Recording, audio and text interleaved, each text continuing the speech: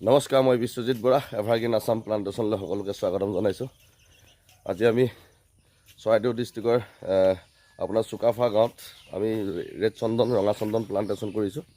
আজি আমি খুব গোলাঘাটৰ পৰা আহি ৰাতিপুৱা ঠিক 7টা, চাৰে 7টা বজাত আমি উপস্থিত হ'লোঁ আমাৰ দাদা এজনৰ ঘৰত। সুনীল গগৈ দাদা তেওঁৰ নাম।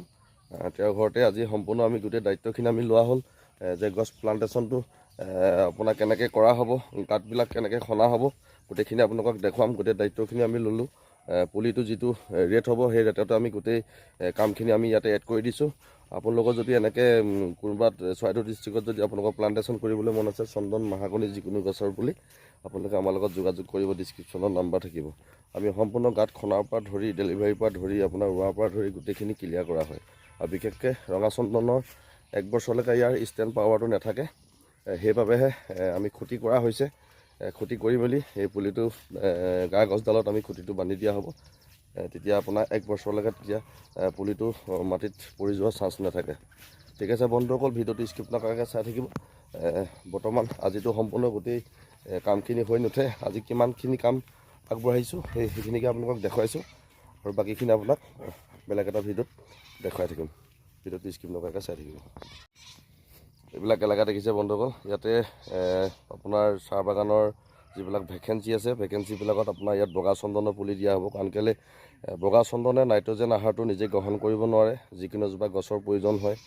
লগত আমিতো নিম গছটো দিওঁৱেই, আৰু যি বগত বিষৰ হয়তো থাকে। সেইকাৰণে ইয়াত অলৰেডি আপোনাৰ নিম গছটো ইয়াতে অলৰেডি ৰোৱা হৈ আছে।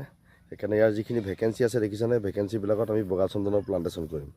আৰু এই মুকলি জেগাবিলাক দেখিছেনে, এই মুকলি জেগাত যিমান দূৰলৈকে আছে, এই মুকলি জেগাখিনি আপোনাৰ ৰঙা চন্দন প্লান্টেশ্যন হ'ব। এইবিলাক পুলি ডেলিভাৰী কৰা হ'ল। ঠিক আছে, আপোনাৰ 1.5-2 ফুটীয়া পুলি হয়।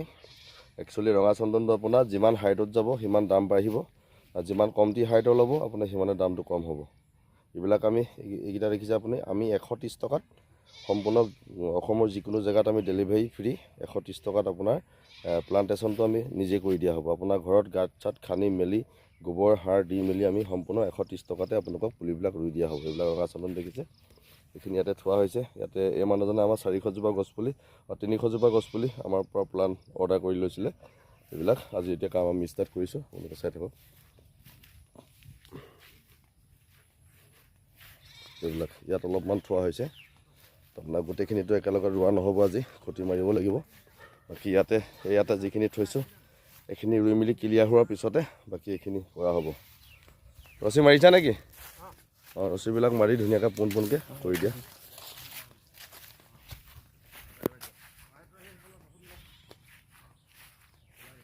দেখিছে এই এলেকাটোত একচুৱেলি হাল চাল নামাৰোঁ, এতিয়া বাৰিষা ছিজনৰ কথা।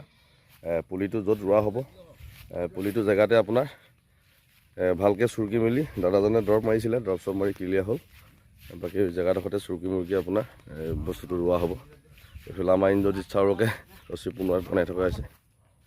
এইটো কি লাইনটো এনেকৈ দিবা নেকি? হয় ইন্দ্ৰ, এনেকৈ দিবি ন? ঠিকে আছে।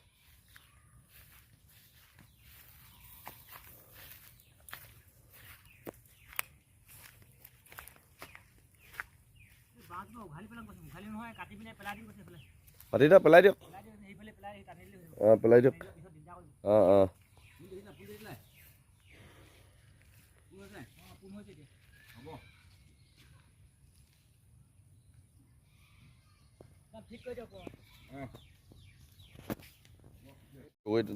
দাদাই দুআষাৰ ক'ব আমাৰ।